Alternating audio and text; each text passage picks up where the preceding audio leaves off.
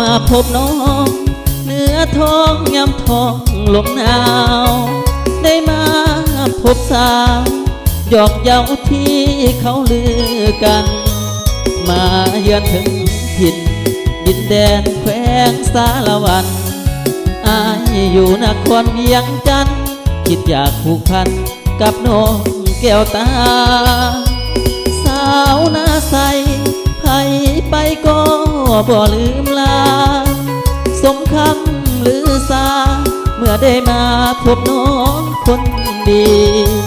ลูกหลานองค์แก้วสมแล้วที่เป็นสตรีนับว่าอายคนโชคดี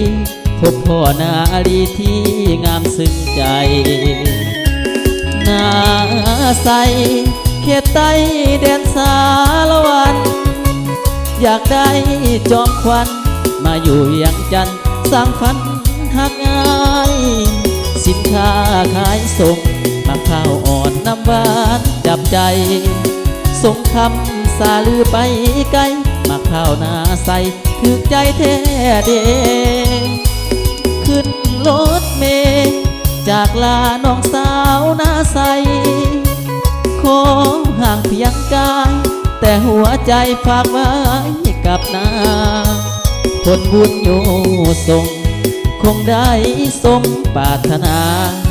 มาอยู่เคียงคู่สีว่าให้ปรารถนาน้องสาวนาใส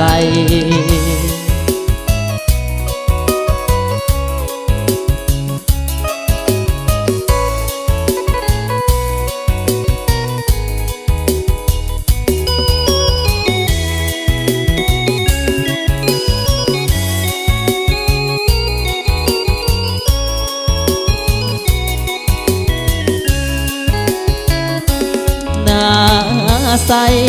เขตใต้แดนสารวันอยากได้จอมควันมาอยู่เวียงจันทร์สร้างฝันหักง่ายสินค้าขายส่งมาข้าวอ่อนน้ำหวานจับใจสมคำสาลือไปไกลมาข้าวนาใสถึกใจแท้เดขึ้นรถเมล์จากลาน้องสาวนาใสขอห่างเพียงกายแต่หัวใจฝากไว้กับนาผลบุญอยู่ส่งคงได้สมปรารถนามาอยู่เคียงคู่สีว่าไอ้ปรารถนาน้องสาวนาใส